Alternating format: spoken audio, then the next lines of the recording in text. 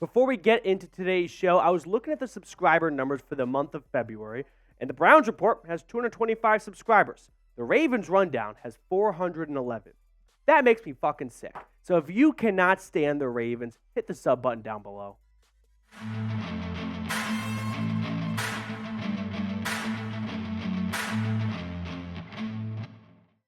What's going on, Browns fans? Welcome into the Cleveland Browns Report. Coming up on today's show, we're going to talk about the Denzel Ward contract restructure that happened earlier today. The Browns are also hosting an NFL Combine meeting, so we'll get to know that player. And then we'll wrap up the show by talking about a bit of a rumor that has been circulating in Indianapolis, which is Jacoby Brissett returning to the Browns potentially. But let's start with the Denzel Ward news, because we woke up this morning to Tom Pelissero reporting that the Browns were restructuring Denzel Ward's contract. And if you're unfamiliar with a contract restructure, the short and simple way to describe it is taking a player's base salary and then prorating it over the remaining years of the contract.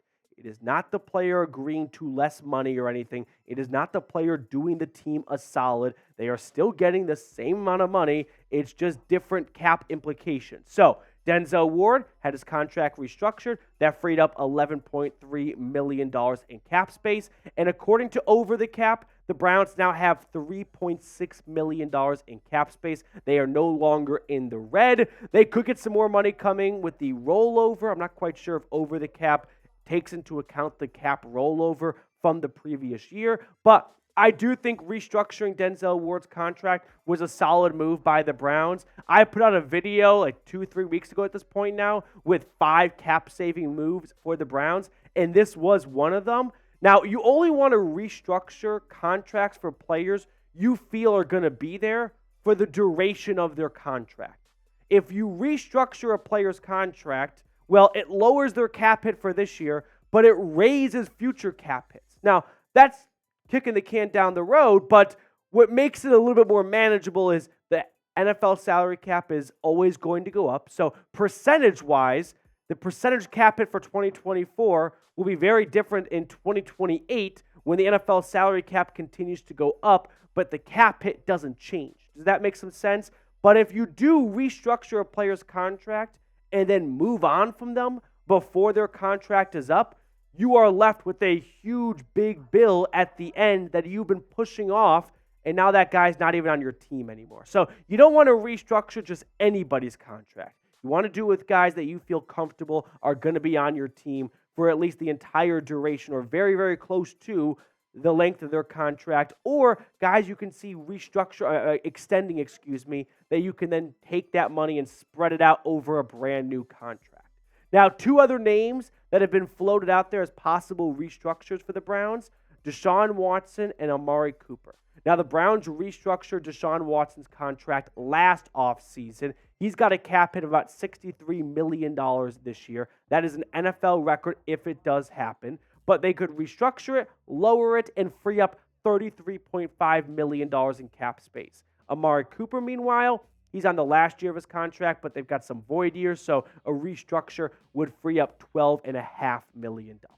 The question becomes, how much does Andrew Berry want to spend? You know what I mean?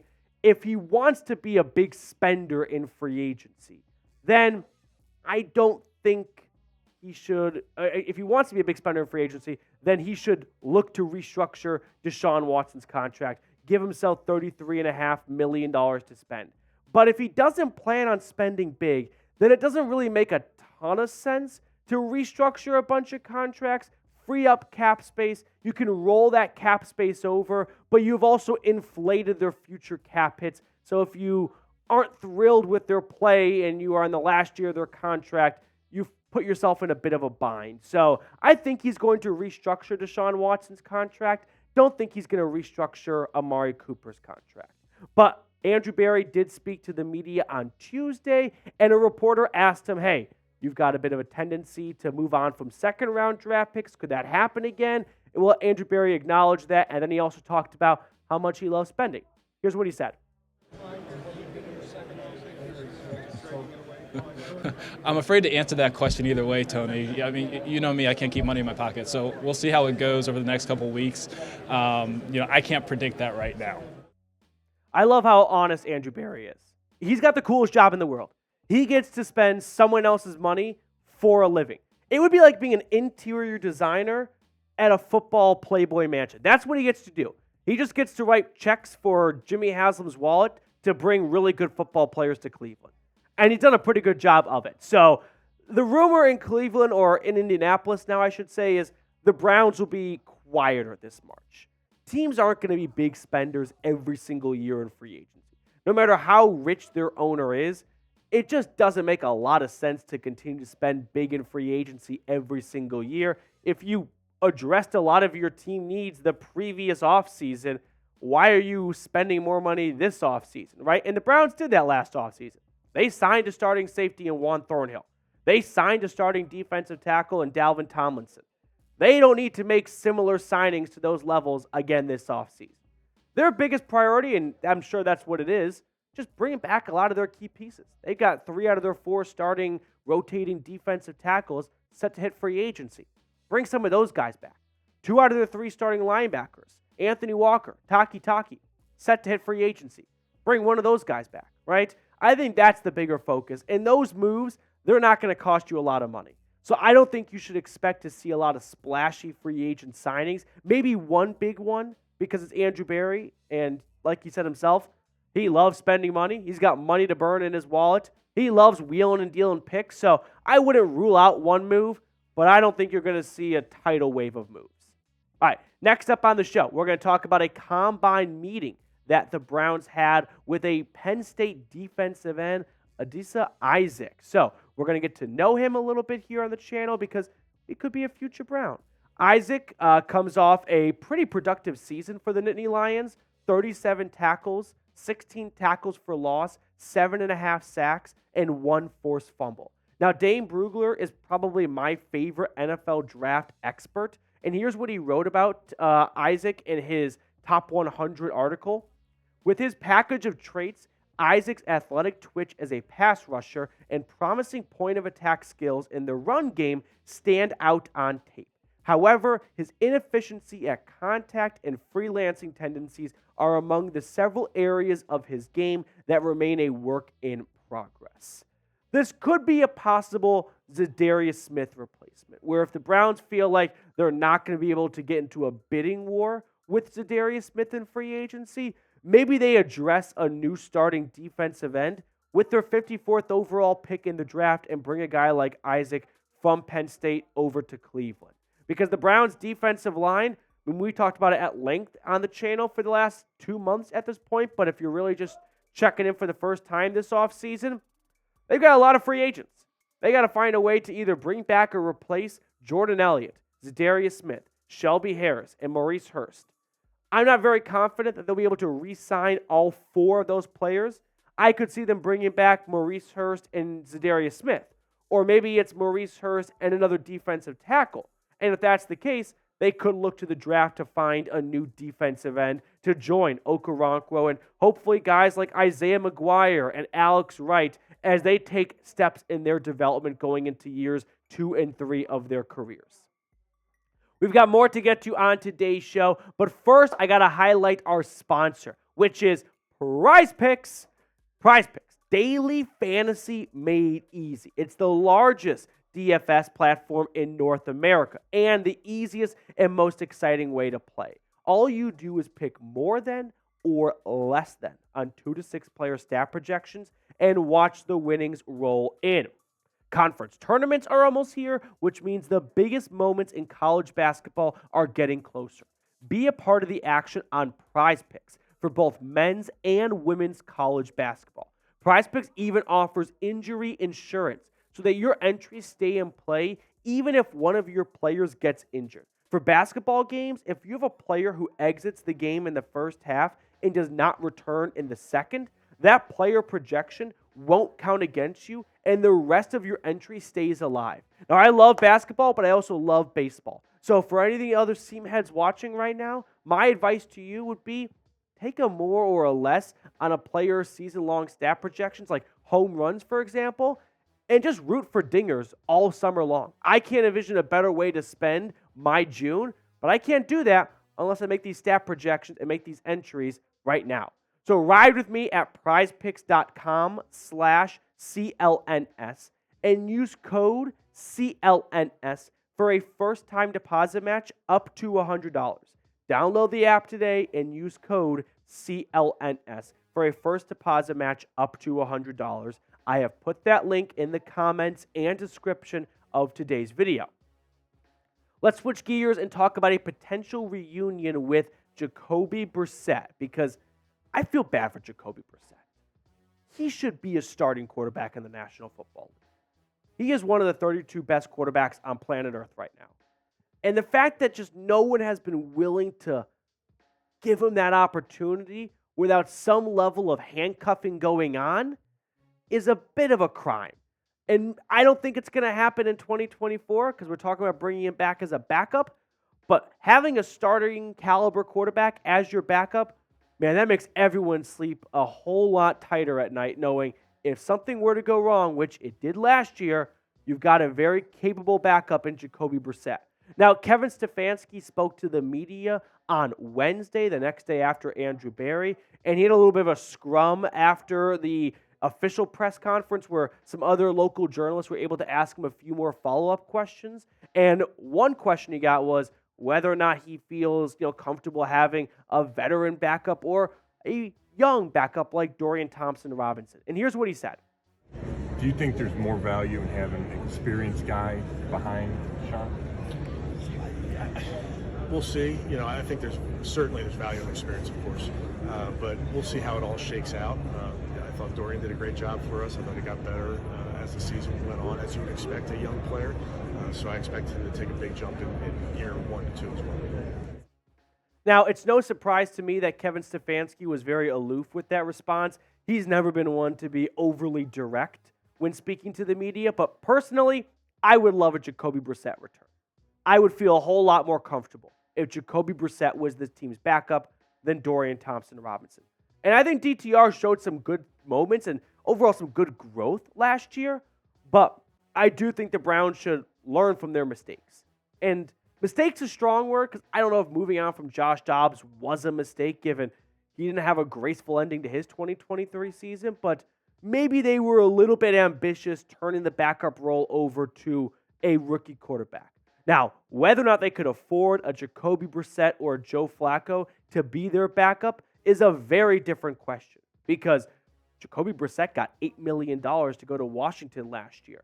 And while we didn't see a whole lot of Jacoby Brissett, when we did see him, he played very well. I don't know why he didn't play a little bit more, especially towards the end when Sam Howell was really starting to sink.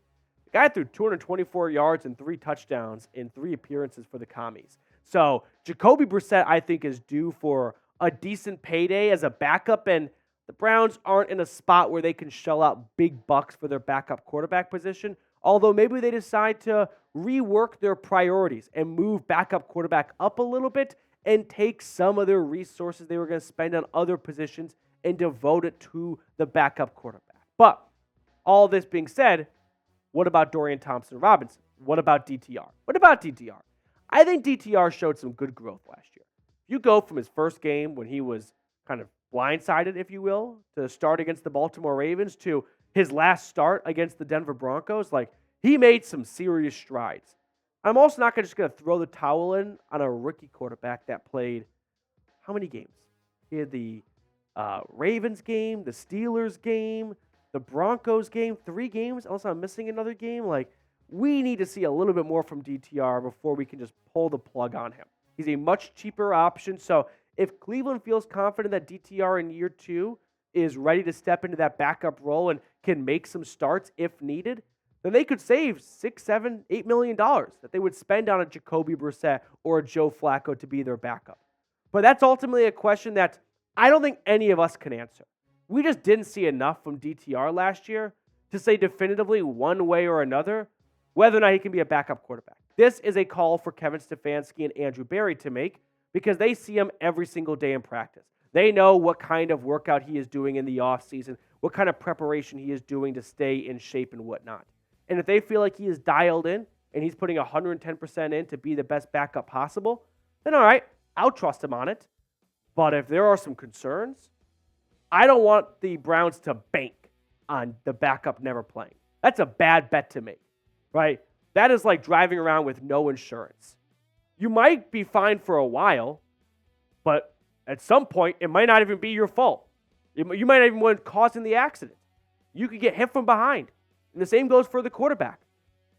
Deshaun Watson could take a cheap shot. It might not even be him trying to extend the play. You could coach him perfectly, and he could still get hurt. So if they're comfortable with DTR, all right.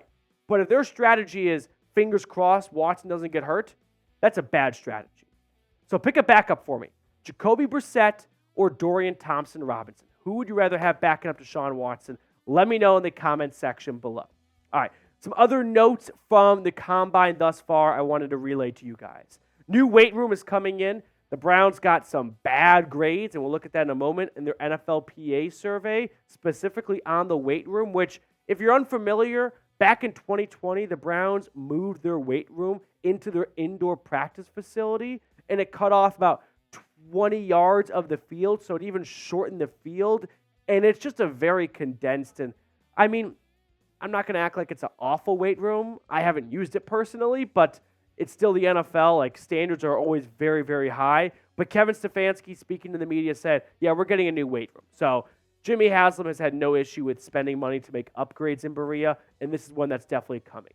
Deshaun Watson's getting some visitors. Ken Dorsey and Kevin Stefanski said they're going to fly out to L.A. and visit the quarterback. Stefanski said both him and Dorsey have been in constant communication with Watson throughout the offseason. This will not be a visit to watch him throw. It just seemed like a visit to, have Watson hang out with his new OC a little bit and get to know him.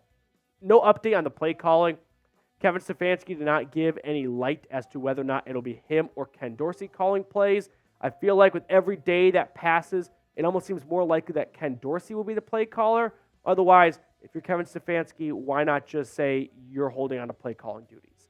But let's wrap up the video by looking at the NFLPA report card. J.C. Treader, our old friend, he's the president of it, and for a second year, they asked players to give some grades on some of the facilities around the team. And the Browns weren't awesome. These were the grades. Food/cafeteria, C+. Nutritionist/dietitian, C+. Counterpoint, as a fat guy, I wouldn't want to have a dietitian. That seems like an awful person to hang out with. This is one you want to do bad on in my eyes. Locker room, D+. Training room, C+. Training staff, B-. Weight room, D. Strength coaches, B+. Team travel, D. Treatment of families, D-. Head coach, B-. Owner, B. Now, specifically on the head coach, they're not grading Kevin Stefanski like, is he a great coach? They are grading whether the two criteria were the way they felt Kevin Stefanski used their time. Was it a good use of time or not a good use of time? And a level of approachability to go and talk to Kevin Stefanski about things. So don't look at the grades as like he's a B- coach on all regards and all fronts. No, that's not how they were asked to grade the coaches. Now, a lot of this stuff you and I can't comment on. I'm not a family member. I have no idea whether or not they get good treatment or not. I have not traveled with the team. I can't say whether or not they've got good team travel. But I've got to envision there's a little bit of, and maybe this is just me talking because I'm not a millionaire, but I would love to know if you had 10, 15 Browns fans be a Cleveland Brown for a day, go to the cafeteria, get a workout in the weight room, go travel with the team. If they would feel the same way as the players do, and maybe this is just, well, the NFL's got such a high standard because they're all millionaires. Compared to other billionaires and millionaires, the Browns don't have the greatest equipment and things going on or the greatest cafeteria. But the good news is, at least we're not the Washington Commanders because they are only serving meals on Wednesdays, 3 days a week, 3 meals a day. The Bengals don't have operating toilets and hot water. So it could be a lot worse. Could be a lot worse, but there's definitely some work to do for Jimmy Haslam and the Browns. No denying it. Now let's really wrap up the show by picking a card. Mr. Cullen. Or Jacoby fans on the show. Yeah. I'm going to go 7 of spades. I like it. Right to the point. Right to the point. I'll go with 7 of hearts. I'll match you. This one's come up like 3 times in a week. 4 of clubs. 4 of clubs. All right. That will do it for us on our show today. Enjoy the rest of your Wednesday, and we will catch up later.